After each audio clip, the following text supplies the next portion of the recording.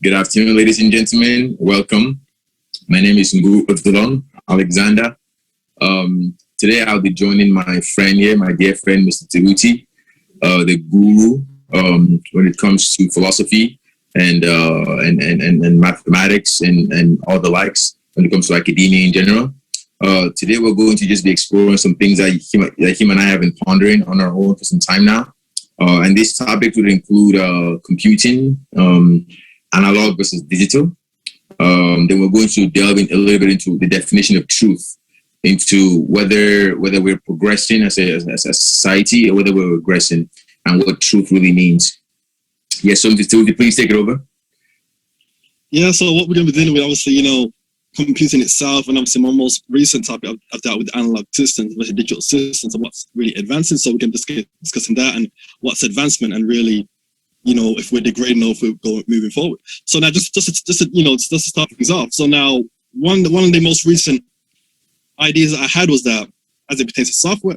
So now how this idea came about was that obviously I was changing the hard drives on the computer, the SSD, right? Mm-hmm. And I felt that there was all these different, I had to jump through so many hoops and there's so many blockages, so many limitations in my way. I just came to the conclusion that software is primitive, right? Yeah. Software really is primitive. So really what I mean by that is because when we deal with information technology, we understand that there's data and there's access, right? That's what it's all about, data and access. Mm-hmm. So that's really what it's all about. And I feel like software is limitation and is limiting your access to data. So really advanced systems, we're supposed to be removing software and having less to little no software at all to get access to data. We understand the most complex or the most advanced computer in the universe, the human brain. There's no software at all. We just have access through the mind, conscious mind, and subconscious mind. We gain access to data. You see? Yeah. Wow. I would like to unpack that because so it sounds to me like you're redefining what this intelligence is. Right. So you're saying that the software itself is a roadblock in a way. It's a gatekeeper to us being able to access this infinite knowledge. Is that what I mean? Exactly. That's really what it comes down to. And again, just to elaborate, again, the brain, there's no software at all. It's the mind gives you access. The subconscious mind, conscious mind, you have access. So if you want to access memory, you just think and you gain access. Or with a computer, you got to click into this folder, that folder. You've forgotten where you put it. You got to search. All of these different things that got to take place again to access data. And I really feel like the advanced systems would be an analog system, and that's another topic we can delve into later on. The analog system, and it's a central digital hub for the artificial intelligence system or the intelligence system. You see? Wow. So, and this reminded me of the idea of like the silicone chips and how those have a limit based on heat capacity. Right. And how that is inherently inefficient, and now we're looking for a more efficient data storage model. So because we're utilizing all these sort of dying inefficient systems, we're going to constantly have to keep putting more energy into them to sustain them, right? And as opposed to replicating nature, like I remember you and I were speaking last time. You said nature's algorithm is the most efficient one that has ever existed because that's what has allowed humanity and allowed evolution to be what it is today. Right. So again, that's really what it is. And obviously, good thing. I'm glad you mentioned the whole silicon chip because again, what's happening right now is with the transistor, they're saying that they want to. Right now, they're using the transistor, and the transistor is basically a gate and a bridge, and you fire one charge which closes the bridge, and a second charge, or now it can act as a switch almost.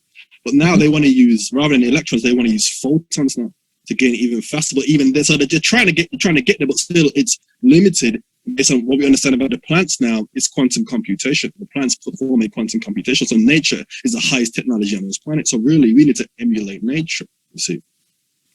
Wow. So the implications are huge because if you emulate nature, that means that what have we been doing for the last couple thousand years?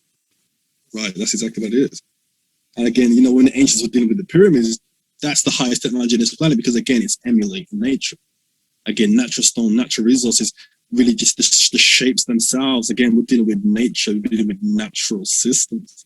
So it's all about, Yeah, but why is there such a huge misconception where it's perceived, at least in the Western world, that the more complex a structure is, a system is, the better it is, or the more valuable it is. You know, like the more complex their software is, the algorithm is, then valuable it is. But we can see with evidence that nature can compute the most complex systems and create them, including us. Right. From the most fundamental, from the most basic, from the most rudimentary model.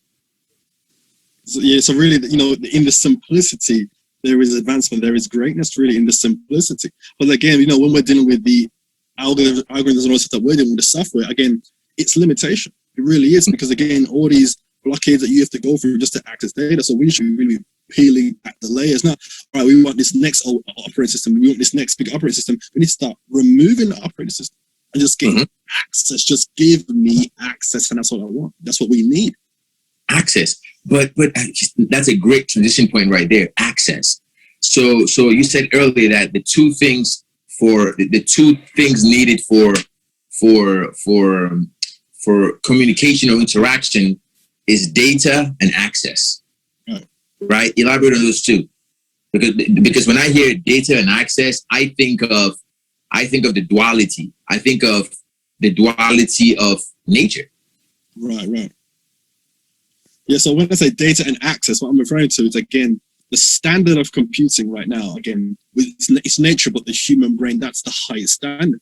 And we know there's data and there's access. We know we have all these memories, we have all these feelings and emotions and dopamine, all these neural connections and neural links. And we have access through the mind. We just gain access. There's no, we got to put in this password. We got to, there's none of that. We just gain access. And I feel like that's what we need to be looking towards now. Understand those are the two fundamental principles of information technology. And we need to start peeling back the layers now and just think about how can we just get access to data the most efficient way possible.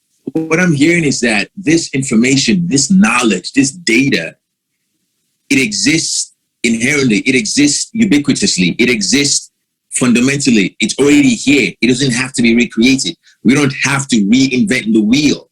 Right. All we have to do is allow for the smooth, immutable communication or transfer of this information, so that all the systems within nature can become optimal. And that's all we have to do. We don't have to reinvent anything. Is that what I'm hearing? Because that, to me, that's profound. That's really what it is. Again, the data is here, the information is here, but we just got to access. And I feel like we got to start peeling back the layers and understanding that this software is not the advancement. So the next great computer isn't a computer that has software. The next big computer is primarily an analog computer with a central digital hub that just houses an artificial intelligence system or intelligent system that gives you access. That's really what it is. That's honestly very profound point you just made there, because to me, this means that we have to redefine everything, going all the way down to the idea of truth. We have to redefine the philosophical framework of what it means to progress. Right.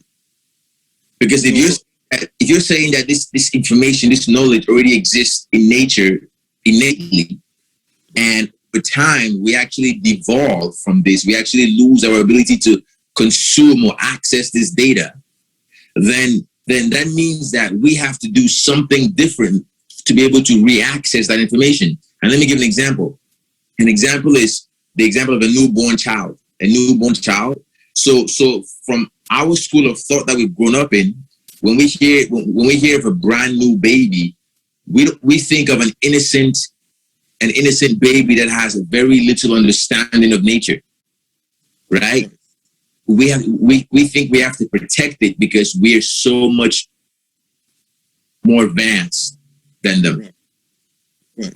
But from what I'm hearing, it sounds like that young kid, that young baby, actually has the highest amount of knowledge, of information. Right. But even what it is, the baby or the child actually has greater access. They have the least amount of leaves on them. Like, imagine like an onion. Right.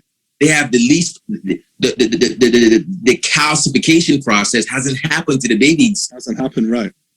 So in a way, he's more advanced. She's more advanced. He's more advanced, but again, that's what it comes down to. It's the access. Through years, we build up all these emotional ties, all these stigmas, all these different layers, ideas. We're actually, it's almost like the software thing. We're limiting our access, you know. But the baby is again access. Wow, that is a great point right there. That's a very good point. Right. So they have more access to really the infinite possibilities. And I like your philosophy where you deal with the infinite possibilities, you know, and that's really what it comes down to. When you show me the infinity symbol, that's really what it is. They have access to that, greater access, you know. Yeah. So, but wouldn't that then mean that we have to model all systems if we're to make those systems efficient or most efficient, to model them against to model them with nature? Or with that same system of the dualistic model?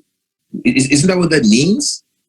That's exactly what it means. You know, we have to model with nature. We have to understand nature. Really, nature figured it out a long time ago. Really, you know, and that's really what it comes down to. We got to start modeling after nature and realizing nature is the most advanced system. And I think I mentioned in the last bill we did, where they're looking at the jellyfish now and understanding how the jellyfish create propulsion and how they're able to move so efficiently underwater. They want to start modeling that onto submarines now to be able to get that advanced propulsion. So nature has it all along, you know.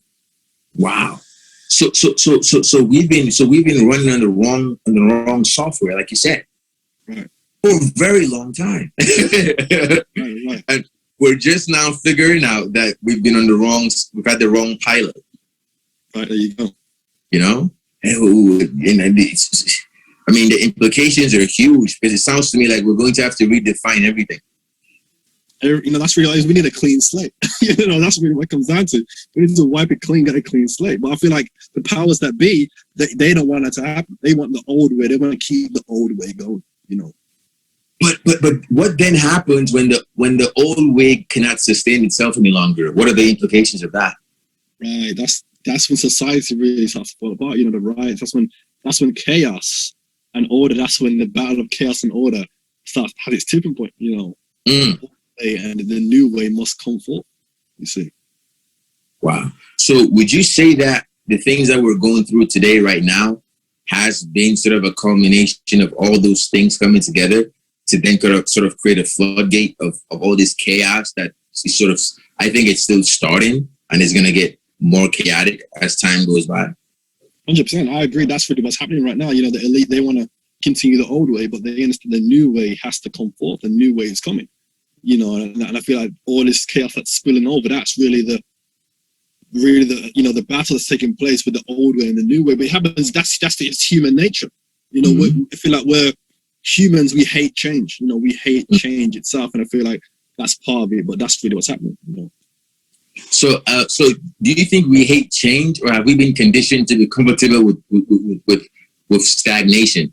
Because like I said earlier, every single system should have the same model, same algorithm, right? So every system have two variables, right? Like I told you in the other video, growth and stability, right? So it's not that we hate change. Is that we're not allowed to change or grow with the right model. Right. So we've learned to become afraid of change because when change comes, it tends to be detrimental. Right. So what we're saying essentially, again, it's not that we're afraid of change, but the way change from the perspective that we've been received from the higher powers that be, change was putting us further below and further pushing us further down is what we're saying. You know, pushing us. And let's example, like you and I were saying earlier. We look at the digitization of society as that we're becoming more advanced, we're becoming more aware, we're becoming more conscious. But the reality of it is that it's the opposite. Right. Is that we're becoming more disconnected from ourselves. Thus, we're becoming less like the child. Right. But if that child has the highest level of intelligence, highest level of understanding, then what exactly are we becoming if we're not becoming that child? Right. And that's really what it comes down to. The key is we already start off the highest level. You know, and as we go through life, as we go through, that's when we start to degrade. That's when we start to regress. The highest level is the child. You know, but because there's so much ignorance, but really so much ignorance surrounding that, we think, all right, there's no, but really that's the highest level because they have the highest access. So we need to get back to that really mindset, really, and access. Yeah. So in a way, a baby is kind of a god. There you go. I mean, it's a controversial statement, but there you go. I mean, and here's why I think this is one of the most important topics that you and I ever spoke about, because this would touch into the idea of abortions. Right. This becomes very philosophical, because this impacts every layer, every gradient of our society. Right.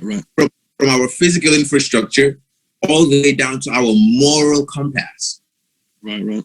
Because if a newborn baby has the highest level of consciousness, that means that during inception, when the egg is fertilized by the male, that electrical force is the force of creation. Right. That's what it comes down to. Again, there's power in that, and and again, the baby has the greatest access. It really does. But that comes down to now. Really, it goes into dreams and really just the astral plane.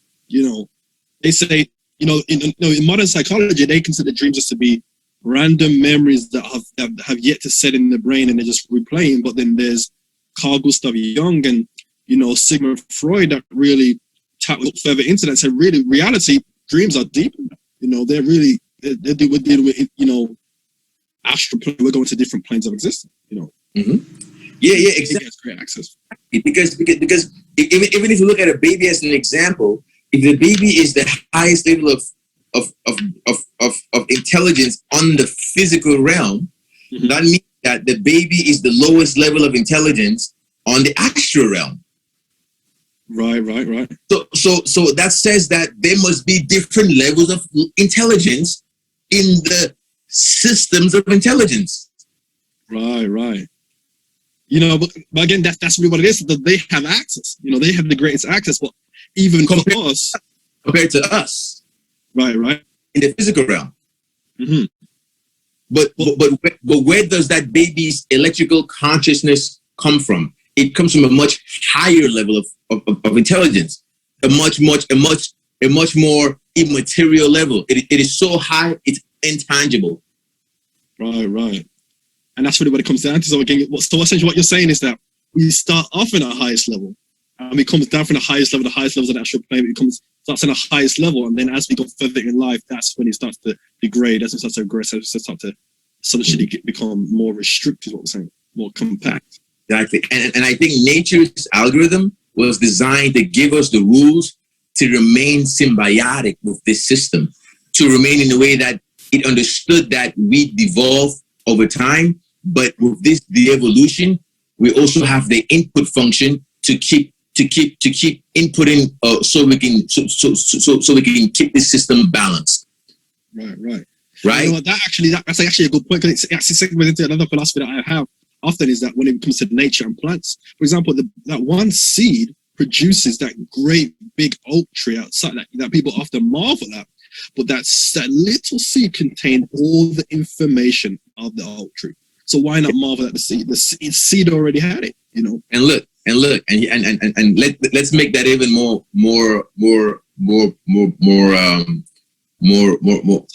So even data, that's the nature level of data and storage is at a whole nother level, Exactly. Like let's go back to this. That one seed of the oak tree can literally be used to change the face of this planet, because we can take one oak tree and we can literally plant oak trees from that one seed all over the planet. We can cover this whole planet with oak trees from one seed. One seed, that's correct. And that's nature. That is incredible, Just like the baby. Right. The baby has the highest level of consciousness, the highest level of information intelligence density. There you go. Our philosophy has to change. Exactly. And that's really what it comes down to. It's the highest level.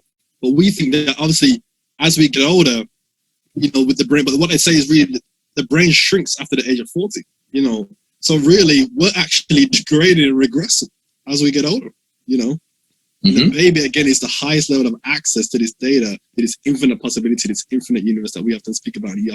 I like your take on it. That's really Exactly. I mean, we should honestly just be more like babies. Babies are God. There's children like when this contemporary academics, this psychologists, chemists, when they study children and they study the bliss that these children are in and why they're happy and they're always dancing and they're smiling, is because they're still connected to that source of information, that source of nature that is feeding them this algorithm. Right. That gives them tools of how to move. And that even comes down to how, we know that children, their imagination is greater than the adults, but we understand that even comes down to the Einstein quote, imagination is greater than knowledge. So really, that's the knowledge. The children got the knowledge. It's just that the way they decode it and the way it's more, the imagination, the art form is different but that's really the knowledge. The access is there. But is it imagination really? Because I think it's real. I think what the baby experiences is more real than what we experience. But we've become so far from that truth that we see that as him just being a baby. Right, and that's actually quite deep, because I read in the book, they said one quote was that the brain doesn't show you reality, it hides you from it. And really reality is the energy, is the string theory, that's really what it is, and the brain hides you from it. It's really deception. They say the brain creates reality not just from what it perceives, but what it thinks to be real, and that's why illusions take place. He got these optical illusions. That's because the brain is trying to figure out, well, what are you supposed to be seeing? You see, so that's really what's happening. It's hiding reality from you. So in a way, reality is is a constrained version of truth. Right. Reality essentially means untruth in a way. Right. Maya, that's what they used to call it. Maya, illusion. That's really what it is. That's beautiful. That's beautiful. Yeah, this is some profound stuff, because this opens a can of worms that a lot of people, I think, are scared to open. Right, there you go. Because it's going to make us question now every single thing that we've used to run our society. Right. People are going to question every single, factor of this reality in society itself. People don't really want to. People would rather just live with the blinders on. Live with and just go about their lives rather than question reality itself. That's why they say ignorance is bliss, because it's better to pretend that your reality is the truth than to actually face the real reality. But like we said earlier, the problem with that is that it's a collapsing model. Right. Nature's algorithm is a self-replicating system. Right. When I have a baby with my wife, I replicate myself. Right. Rocking to the ancient rhythm. Rocking to the ancient rhythm. Love is my religion. Love is my addiction. African tradition. Free your mind.